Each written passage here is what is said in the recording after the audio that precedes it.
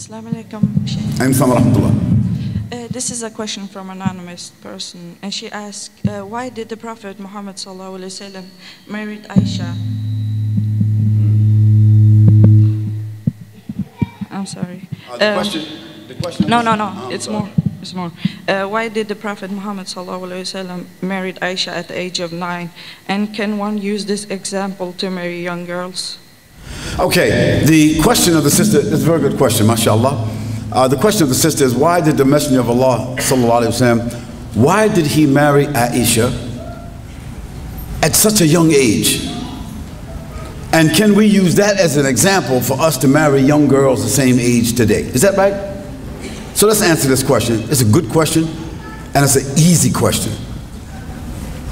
Now the why of it, nobody knows except Allah. Because the Prophet ﷺ never married any woman except it came to him from wahi. What does it mean? What is wahi? The Prophet ﷺ never went around looking at women and select this one or select that one or say, yo, check this out. Tell that girl I'd like to marry him or marry her. No. No, Allah subhanahu wa ta'ala mentioned in the Quran, the Messenger of Allah ﷺ never spoke anything from himself. But whatsoever he heard from wahi, this is what he did. Now we know that the Prophet is a man like everybody else, but Allah subdued his nafs. Allah subdued his nafs with wahi, revelation. So he was guided by Allah. He was accompanied by Jibreel alayhi salam. His nafs never came up above the revelation.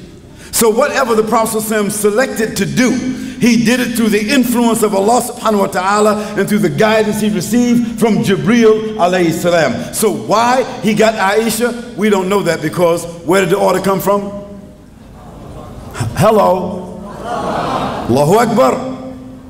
So the kafir, the non-Muslim, who is not able to understand or to recognize, they between the sky and the earth, they suspended because what? They're ignorant, they don't know. They don't understand the premise of revelation, so they can't appreciate that. But those who can appreciate revelation understand that prophets, alayhimus salam, were ordered to do things that we don't understand, that we call mu'ajiza. We call it miracle, phenomena, because it came from God.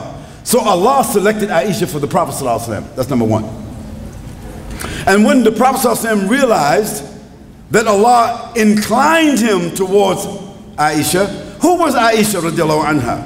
She was the daughter of Abu Bakr radiallahu anhu. Abu Bakr as-Siddiq radiallahu anhu. And who was Abu Bakr as-Siddiq? Abu Bakr as-Siddiq, he was a well-known man in Mecca, right? Well-known, honest.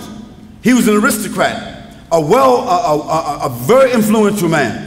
He was the supporter of the Prophet ﷺ. He was the companion of the Prophet ﷺ. And Aisha was his daughter.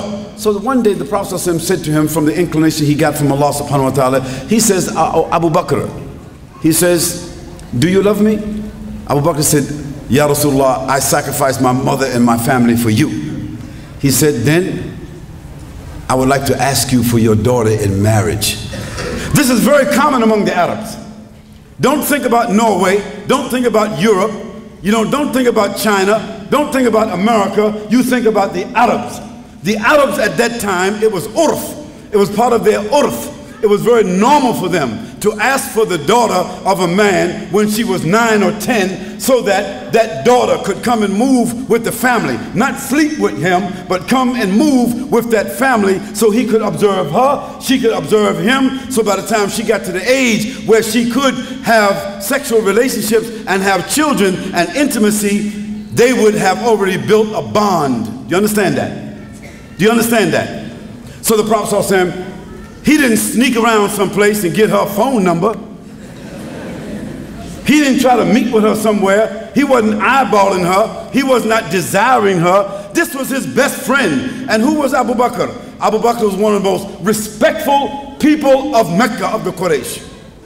So if some crazy, foolish, ignorant, corrupt, hating people wants to call the Prophet ﷺ a pedophile, na'udhu billah, then that means that this means that the mother of Aisha, the mother, the father of Aisha, Abu Bakr radiallahu anhu, and Hani, I forget his wife's name. That means they would have had to facilitate the Prophet ﷺ in doing a pedophile relationship. Would that be correct? Could two respectful parents, could they have been guilty of something like that? Could Allah subhanahu wa ta'ala have inspired the Prophet ﷺ, but somehow or another he fell out of inspiration and he did something like that? No, that could not be the answer. The answer had to be something different. So the Prophet ﷺ said to Abu Bakr, "Oh Abu Bakr, why don't you give me your daughter in marriage?" And Abu Bakr radiallahu anhu replied, he said, "Oh Messenger of Allah, but we're brothers." And the Prophet ﷺ said, "Yes, but we're not those kind of brothers." See, they're not brothers of the blood. They're not brothers of the same family. This means that your daughter is lawful to me. And it is within the context of what the Arab urf, that means the Arab society. What is well known to them, what is legal, what is decent, what is dignified, what is halal, what is clean. So the Prophet ﷺ could not have been asking to do something that was abnormal. It had to be something that was normal. Now let us look at the fruit that came from the tree so we can understand it. Who was Aisha radiallahu anha? She's the woman that memorized the Quran. When the Quran was revealed, when the last ayats of the Quran, the last 6,636 ayats were revealed, 3 months later, Aisha had memorized the whole Quran.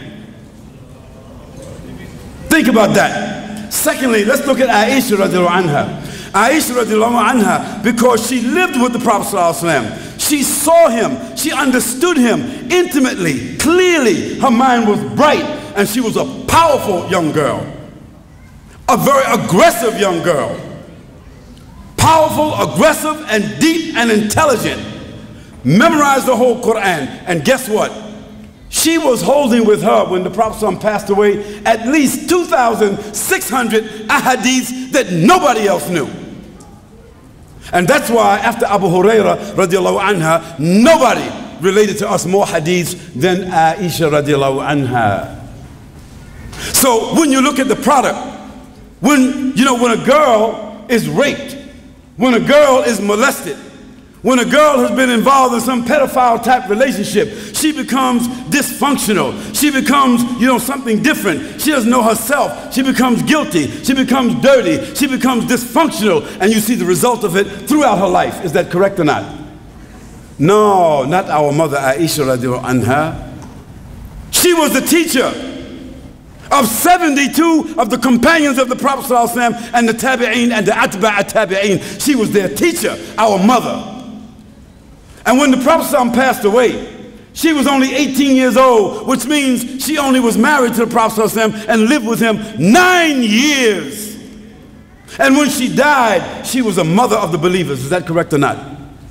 Is that right or not? So that means nobody could marry their mother. So from 18 years old until she was 73 years old, she lived by herself teaching. Which one of the women could do that?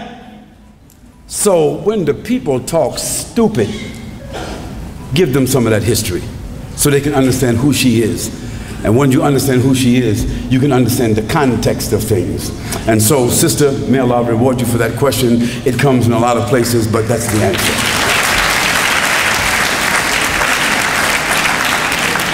And we say at the end, Allahu A'lam. Say that. And that's for what we don't know.